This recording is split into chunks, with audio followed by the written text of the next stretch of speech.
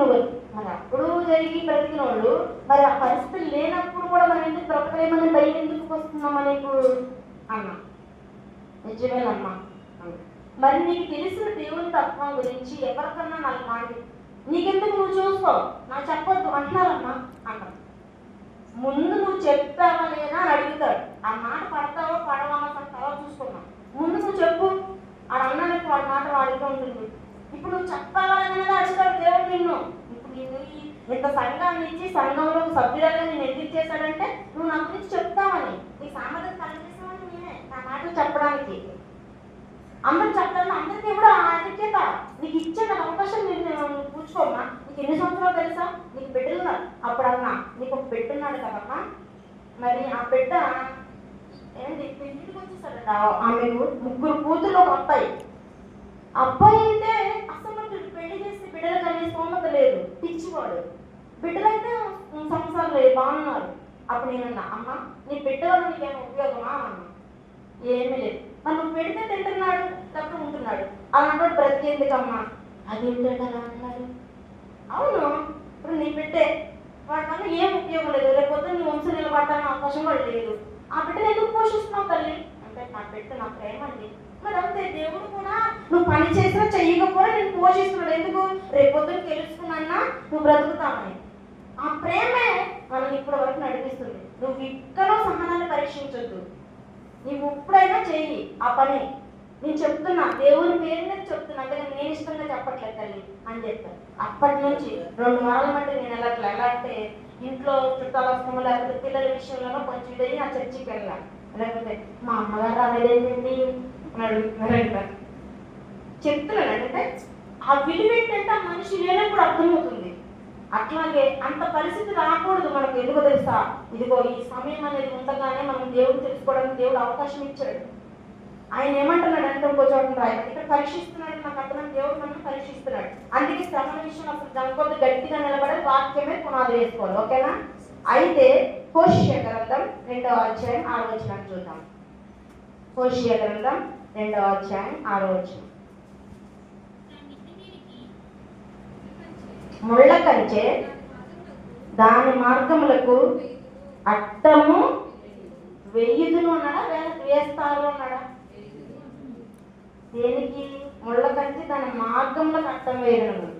చాలా మంది అక్కడ పల్లె ప్రజలు ఎక్కువ ఉంటారండి. అక్కడ పత్తి చెరువులకు కానీ లేక చెరువులకు కానీ లేకపోతే చెరుకు కానీ లేకపోతే మొక్కజొన్న కానీ వేస్తారు. ఆ చుట్టూరు కూడా కంచె వేస్తుంటారు. ఆ కంచె ఎందుకు వేస్తారబ్బా అంటే ఆ పంటను నాశనం చేసేటటువంటి జంతువులు, మృగాలు కానీ జంతువులు కానీ పక్షులు కానీ ఆ కోతులు కానీ అవి పాడు చేయకుండా ఉండటానికి చుట్టూరు కంచె వేసి కాపలా కాస్తుంటారు. కంచె వేస్తారు, కాపలా కూడా కాస్తారు. మీరు గమనించండి. ఇప్పుడు కంచె అనేది అలా ఉండకూడదు, దాన్ని దాటి పరిధిలో మనకి ఇవ్వాలని అనుకుంటే ఒక పాపం చేస్తే ఎంత భయంకరంగా ఉంటుందో మనకు తెలియదు అనుకో, మనం పాపం చేస్తామా కామం తీసుకుంటామా? ఖచ్చితంగా పాపం చేస్తాం. ఆ పాపం వల్ల వచ్చేటువంటి ఒక పరిణామం ఎంత భయంకరంగా ఉంటుందో మనకు తెలిసిందనుకో, మనం నడుస్తున్నామమ్మా అక్కడ అనుకోకుండా కాలుకి నిప్పు తగ్గింది, పక్కన కాలు ఎక్క తీస్తామా మరి దాని మీద వేసి తొక్కుతామా?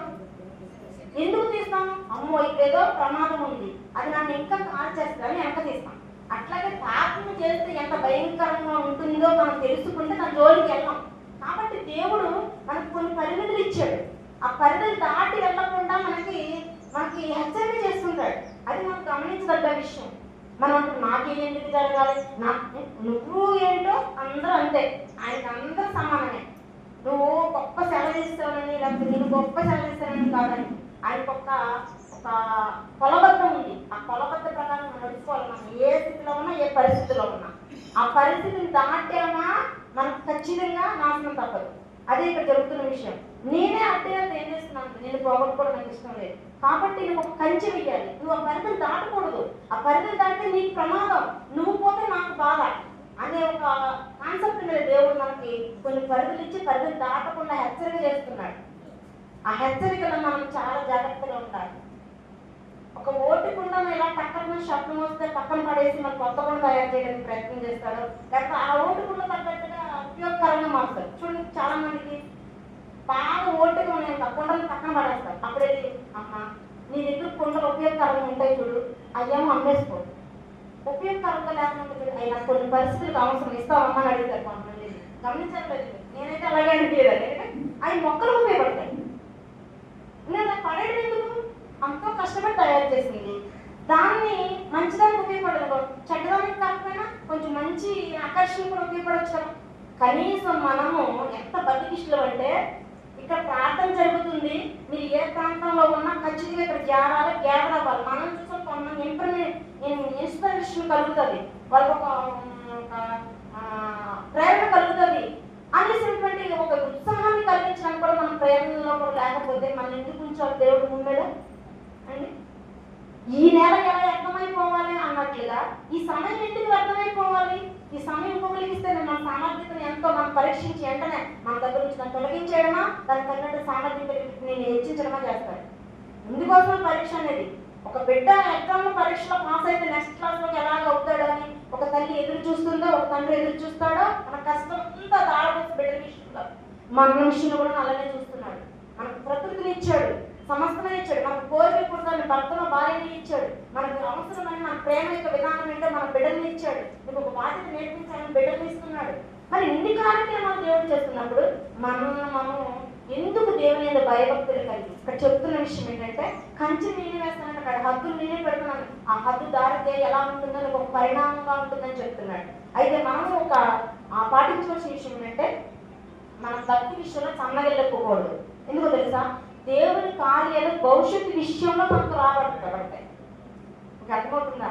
ఇప్పుడు మనం ఎక్కడికైనా వెళ్ళామనుకో, మన యొక్క డేటా బయోడేటా అంతా స్కాన్ చేసి చెప్తుంది. ఒక రీసెంట్ ఏం జరిగిందంటే, ఉదయాన్నే ఉపాధి పనికి ఎక్కడతారు, వాళ్ళకి ఏంటంటే పొద్దున్న స్కాన్ చేస్తారు.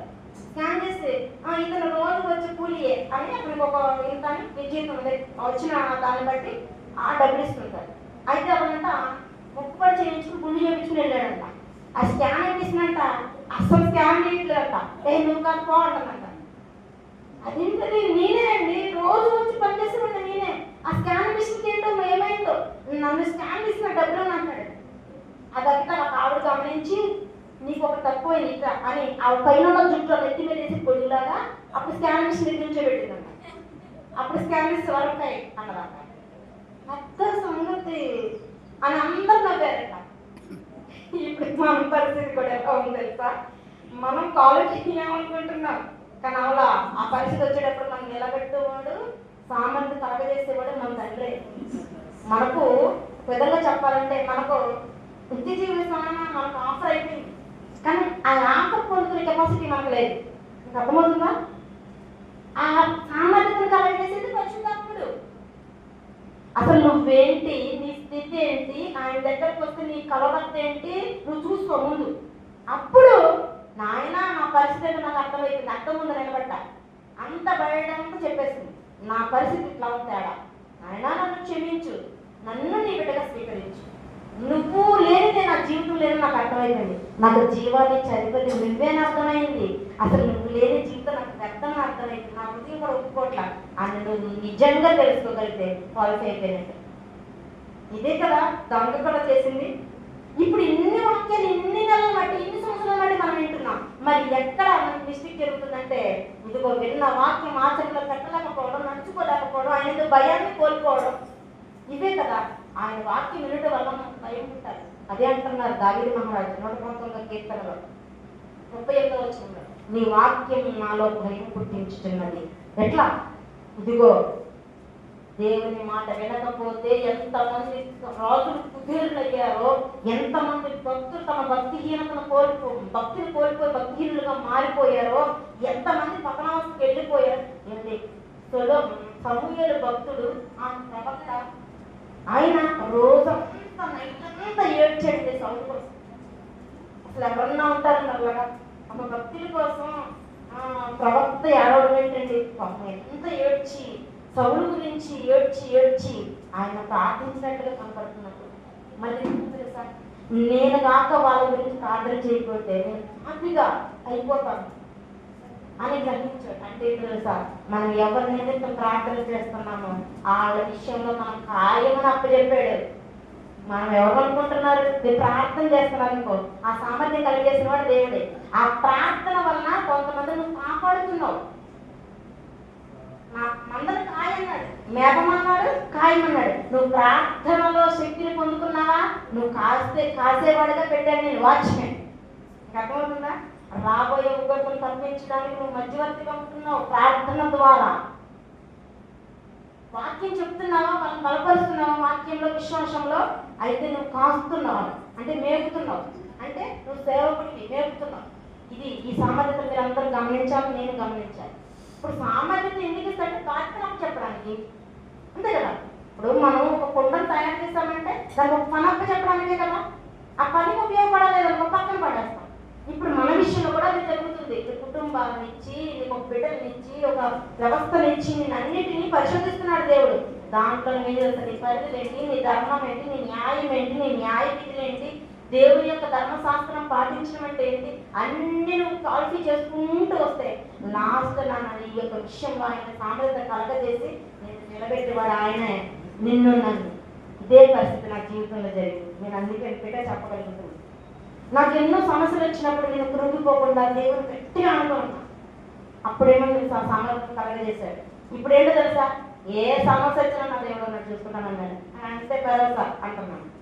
నిజమండి, నాకు కొన్ని విషయాలు తెలియదు. ఒక పసిబిడ్డని ఎలా పెంచాలో తెలియని పరిస్థితులు పసిబిడ్డ నా చేతిలోకి వచ్చింది.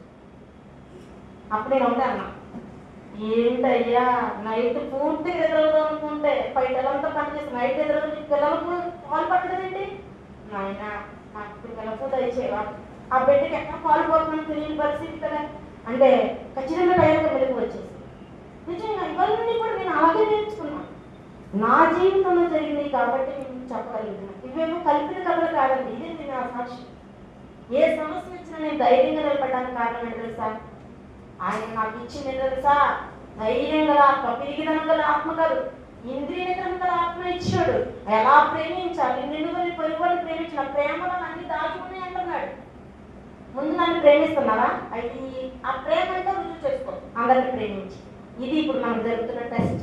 కాబట్టి మనం ఎప్పుడు కూడా ఎదుటివారి విషయంలో వాళ్ళు తక్కువ వారను లేకపోతే వాళ్ళు ఎక్కువ వారను అసలు ఆ క్వాలిటీలే వద్దు. వాళ్ళు దేవుని పిల్లలు, నా సహోదరులు, నా తండ్రి బిడ్డలం. మనందరం ఒకే తండ్రి బిడ్డలం. మనం ఏ స్థితి అయినా, ఏ స్తోమత అయినా, ఏ సామర్థ్యం దేవుడు ఇస్తేనే మన దగ్గరకు వస్తుంది. కాబట్టి దీని విషయంలో మనం తక్కువ ఎక్కువ అనేటువంటి కార్యక్రమాలు అసలు పెట్టుకోకూడదు.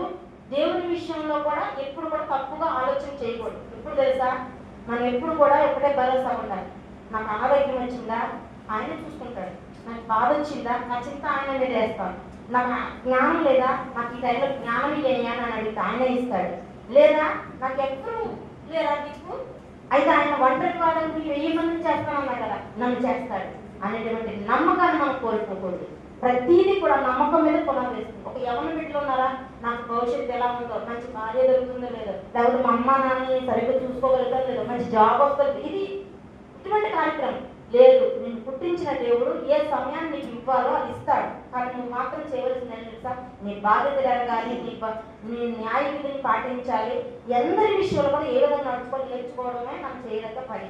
అది వాక్యాన్ని అనుసరించి చేస్తే దానికి చాలా చాలా టిప్స్ అనేవి ఉంటాయి. కాబట్టి ఈ సామర్థ్యము మనకు పరిశుద్ధాత్ముడే కలగజేస్తాడు. నిన్ను నన్ను కూడా పరలోకానికి వెళ్ళడానికి రాకడానికి సిద్ధపరిచే ప్రతి కూడా పరిశుద్ధాత్ముడే తీసుకున్నాడు. అందుకే మనం గమనించవలసిన విషయం ఏంటంటే సార్, పరలోకపు యొక్క తండ్రి ప్రేమ క్రీస్తు శిలువలో తెలుసుకోవాలి. ప్రభు యొక్క నిత్య కృప అంటే నువ్వు చనిపోయేంత వరకు నీ సహకారిగానే ఉంటాడు. నువ్వు ఏ విషయంలో అడిగినా ఆ సహకారాన్ని నువ్వు పొందుకోనే విషయంలో, నేను పొందుకునే విషయంలో శాశ్వతమైన కృపను నీకు ఇస్తానన్నటువంటి ఆత్మాన్ని గుర్తు చేసుకోవాలి. అంటే తండ్రి యొక్క గొప్ప ప్రేమ, ప్రభు యొక్క నిత్య కృప, శాశ్వతమైన ప్రేమ, అలాగే పరిశుద్ధాత్మ యొక్క సహవాసం చివరి వరకు సదాకాలం మరణం వరకు నిన్ను విడుదల ఎడబాయి. అసలు ఇంతమంది దేవుని యొక్క విషయాల్లో మనకు ఎన్ని ఆశిస్తున్నప్పుడు మనం ఎందుకు భయపడాలి? మనం ధైర్యం కోల్పోవడం. ఒక ఇనుము ఎండలో పెట్టి లేకపోతే ఒక ఇనుము వర్షం పడితే ఎలా దుప్పు పట్టిందో మనకున్నటువంటి దుర్గుణాలు మనల్ని బలహీనలు చేస్తాయి. మనల్ని ఎవరు నాశనం చేయలేరు. మనం దేవుని సాక్షాత్తు పరమాత్మ యొక్క ఆత్మస్వరూపులుగా పుట్టిన వాళ్ళం. మనం ఎవరు నాశనం చేయలేరు. కానీ మనం బలహీన పరిస్థితి మాత్రం నాశనం అయిపోతాం. ఎట్లా తెలుసా, మన బలహీనతే మన నాశనానికి కారణం. ఆ నాశనానికి దుర్గుణాలు కారణం. కాబట్టి ఆ దుర్గుణాలు ఏవి మనలోకి రాకుండా ప్రేమించడం అన్ని దాగించిన దేవుడు ఆ ప్రేమ యొక్క విలువను పెంచుకునే విషయంలో ఆటపడాలని ఆశిస్తూ వాక్యాన్ని ముగిస్తున్నాం. ప్రార్థించుకున్నాం. మహాతనుడు మా దేవ.